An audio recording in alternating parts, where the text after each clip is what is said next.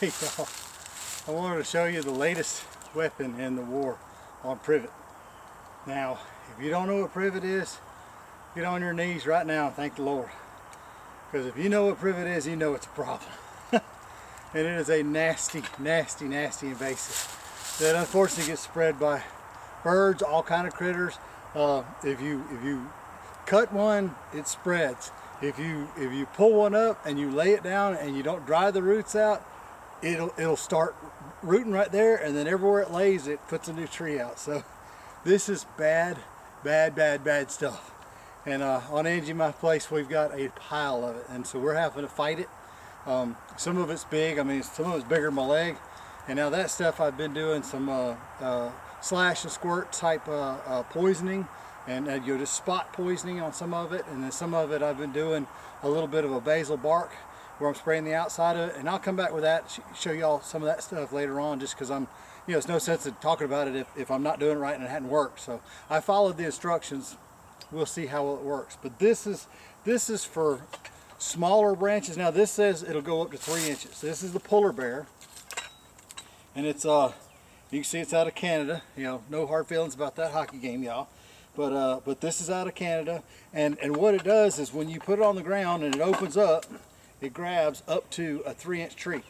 Now I'm going to tell you right now, I'm not man enough to pull a 3-inch privet, or they mean some other kind of tree. But I've been doing some 2s, and I got them up. I'm doing good with them. But I grabbed a hold of a couple 3 inches. It's like, buddy, you ain't got enough hind end, or you ain't manly enough. I don't know. But anyway, it's gone down to even really small stuff, and it grabs well, and it's adjustable for what it needs to do. So, but when you put it on the ground and go up to it, I'll show you some working on some of it. But you just go up and it grabs. And it grabs right here, and then it tells you to step right here just to put a little pressure on it while it's grabbing. But once it grabs, it's got it. And you just arm wrestle it using this long pole to kind of cantilever out of it. Now, it comes with the standard little old, these 2 plates right here, and almost everybody I see has added blocks just so you don't dig down in the dirt. You know, this is just a bigger footprint, and it saves them from having to ship something huge like this. So I didn't mind putting a couple of treated lumber, you know, blocks on mine. That's what everybody else does too. So they will personalize it. You see I got the feral one right there. Now some of the messages that they'll put on it, don't let your wives read them, because they're kind of gnarly. You don't be reading them at work either. But mine just says feral one. That's all I wanted. So but this is the adjustable that goes from 1, 2, and 3 inch. But just like it stands now, I've been able to grab, you know, 2 inches and all the way down to 1/2 inch stuff and snatch it up. And the reason I'm doing this, now, yeah, I could kill everything. I could murder everything back here. But you see what happens back here. A privet tree got cut down or grew up and fell over. There's a rotted one over here, and all the berries that come off a plant, 92 million other, and they're all little bitty. Well, I don't want to go wholesale killing through there, because there's a few oak trees and some birch trees, and there's some maple trees and stuff like that are in here that I want to keep.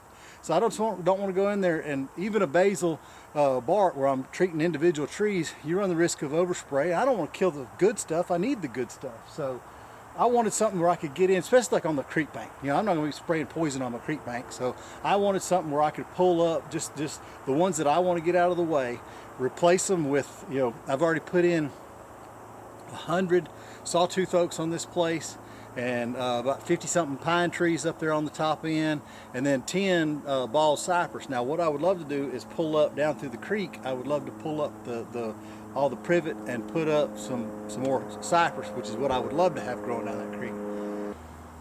But just as a lesson now, when you do pull privet, do not just lay it on the ground. If you don't have a burn pile for it to go to immediately, set it up where the roots can't touch the ground. I'll show you what I did over here. I lifted it up, and I want it to dry out. I want it to die, and I hope it hurts the whole time it dies. But I want it to die, and I don't want that stuff to touch the ground, because if it touches the ground, it will continue to grow. And that's how unbelievably hardy this stuff is. You know, it's very, very, very invasive. And if you've got any little ones on your place, get rid of them now.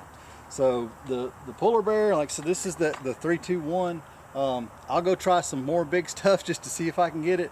But for me, the stuff that I've tried it on, a man that knows his limitations, the stuff that I've tried it on, it has done very well on. So pretty cool tool. Just kind of want to show y'all what we're doing with it. I'll keep y'all updated. Y'all take care.